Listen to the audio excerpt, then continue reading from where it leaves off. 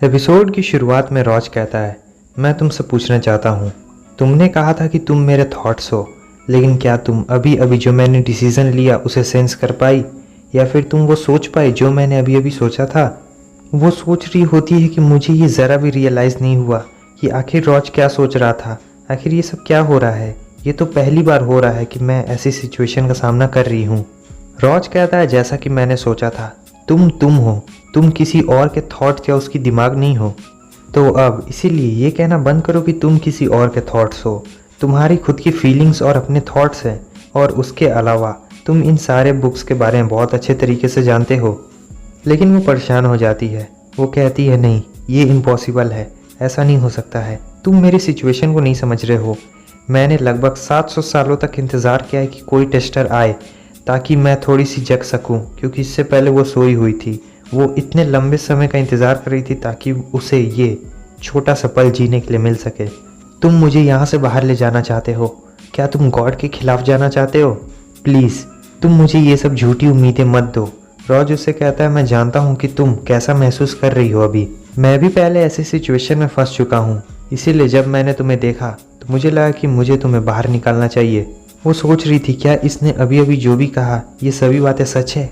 ये भी बिल्कुल मेरी तरह अकेले रहता था। रॉज कहता है, और उसके अलावा तुम सचमुच बाहर की दुनिया को देखना चाहती थी, तो अगर तुम यहाँ पे नहीं रहना चाहती हो तो इस जगह को तुरंत ही छोड़ दो।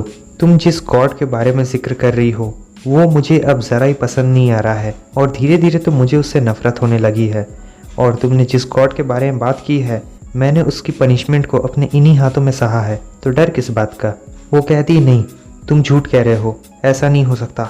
गॉड की पावर बहुत ज़्यादा होती है और कोई भी उसे सह नहीं सकता है। वो सोच रही होती, ये पर्सन ये बाकी टेस्टर्स जैसा बिल्कुल नहीं है, ये बिल्कुल अलग है। मेरा दिल मुझसे कह रहा है कि मुझे इस पर भरोसा रखना चाहिए। और वो रॉज से कहती, हाँ, मुझे भी बाहर की दुनिया देखनी है। सीन चेंज होता है। इस तरफ हमें फेरी को दिखाया जाता है। वो सोच रही होती है कि आखिर रॉज के साथ क्या हुआ होगा। वो कहती है कि काफ़ी लंबा वक्त हो चुका है, क्या वो ठीक होगा?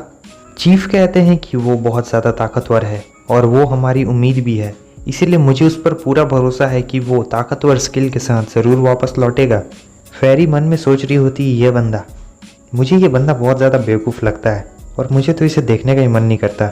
और इस तरफ देखने से तो लग रहा था कि एल्फ भी रॉज की बहुत ज़्यादा चिंता कर रही होती है, और उन लोगों को बहुत ज़्यादा अजीब भी लग रहा होता है क्योंकि उस जगह पर एक भी साउंड की आवाज़ नहीं आती है, पूरा शांत। फेरी कहती, हाँ, तुमने बिल्कुल सही कहा, आखिर यहाँ पर एक बूंद भी आवाज़ क्यों नहीं है? चीफ कहते, हे तुम दोनों शांत हो जाओ। और फिर नेक्स्ट सीन में फेरी कहती है, देखो वो आ गया। हम देखते हैं कि रॉज उस लड़की को लेकर तुरंत ही ऊपर आ जाता है। वो लोग सोच रहे होते हैं आखिर ये किसे लेकर आ रहा है। हाँ, रॉज बहुत खुश दिख रहा होता है। वो कहता है, मैं सबसे पहले ऊपर जाऊंगा, और फिर उसके बाद वो अपनी पावर्स का इस्तेमाल करता है और पहाड़ की चोटी को उड़ा डालता है। वो कहता है, चलो मैं तुम्हें बाहर की दुनिया दिखाता हूँ, उसके बाद तुम्हारे पास जितने भी स्किल्स तुम्हारे दिमाग में हैं तुम वो सभी मुझे सिखा देना। नेक्स्ट सीन में हम देखते हैं कि वो लोग ऊपर पहुँच जाते हैं, और इसे देखने के बाद वो लड़की बहुत ज़्यादा खुश होती है और कहती है, तो क्या ये है बाहर की दुनिया? रॉज कहता है, वेल, बाहर की दुनिया इतनी बुरी भी नहीं है। रॉज कहता है, मैंने नहीं सोचा था कि यहाँ पर इतने सारे पहाड़ और नदियाँ होंगी। मुझे तो लगा था कि कम होती होंगी, लेकिन ये तो बहुत सारी हैं और इसका नज़ारा ही बहुत ज़्यादा अच्छा है। इसलिए अगर मैं तुम्हें वहाँ छोड़ देता तो ये मेरे लिए काफ़ी शर्मनाक बात होती। भले ये गॉड की मर्ज़ी हो चाहे किसी और की, लेकिन ये बिल्कुल नहीं चलेगा।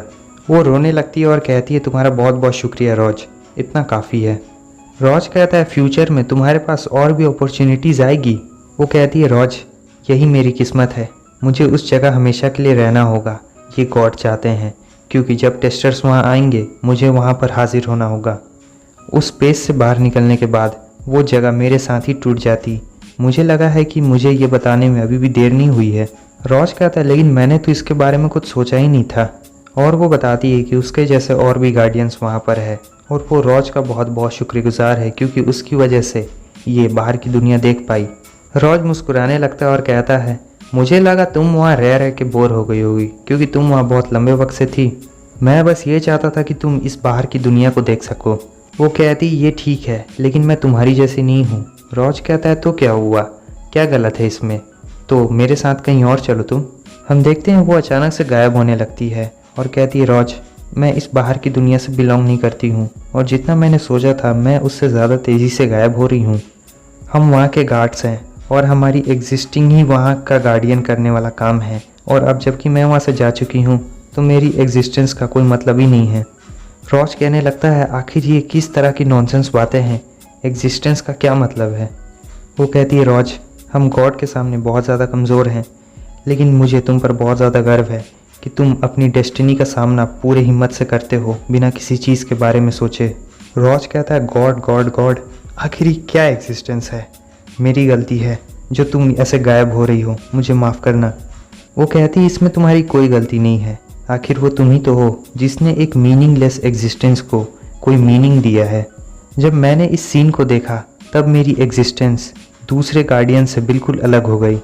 जैसा कि तुमने कहा था, अब मैं ये महसूस कर सकती हूँ कि आखिर मैं कौन हूँ।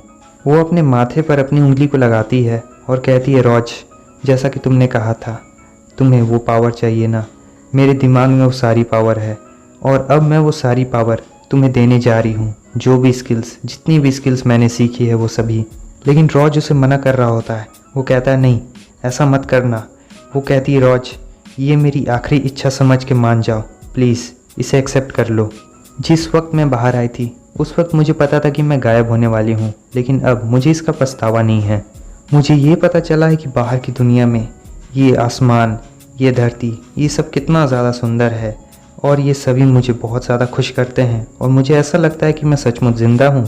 रॉज, मैं हमेशा के लिए जा रही हूँ। वो कहता है क्या कोई और रास्ता नहीं है। वो कहती है कि हम गार्डियंस हैं और मैंने ये चीज़ एक्सपीरियंस कर ली है, इसलिए मैं बहुत ज़्यादा खुश हूँ। ये मेरी एग्जिस्टेंस का आखिरी प्रूफ है, इसलिए प्लीज़ तुम इसे फॉलो करना और इस सीनरी को एंजॉय करो। रॉज कहता है मगर तब तक हम देखते हैं कि वो पूरी तरीके से गायब हो चुकी होती है और उसने जो भी स्किल्स निकाली होती है वो सीधा रॉज के हाथों में आ जाती है। रॉज को बहुत ज़्यादा अफसोस हो रहा होता है, अगर उसने ऐसे जल्दबाजी ना की होती तो वो भी ऐसे गायब ना होती। तभी उसे एक आवाज़ आती है कि इसमें तुम्हारी कोई गलती नहीं है, और अब रॉज ने अपना पूरा मन बना लिया है कि उसे इस गॉड को ढूंढना है। अब रॉज उन सारी स्किल्स को अपने अंदर एब्जॉर्ब करने लगता है और जैसे ही वो स्किल्स उसके अंदर एब्जॉर्ब होती है उसे लगता है कि उसका सर फटने वाला है, क्योंकि हज़ारों लाखों स्किल्स उसके दिमाग में चल रही होती है। रॉज जब वो स्किल्स ले रहा होता है तब हमें गॉड के वही थंडर्स को दिखाया जाता है। रॉज कहता है गॉड, क्या तुम मुझसे गुस्सा हो? सिर्फ एक स्किल ही लेना अलाउड थी, क्यों है ना, लेकिन मुझे देखो मैंने कितनी सारी स्किल्स को ले लिया है। और बस हमारा ये एपिसोड भी यहीं पे ख़त्म होता है। वीडियो अच्छी लगी लाइक कर देना, कमेंट में ज़रूर बताना कि आपको ये वाला एपिसोड कैसा लगा। तब तक के लिए फिर मिलते हैं नेक्स्ट एपिसोड में। Bye bye.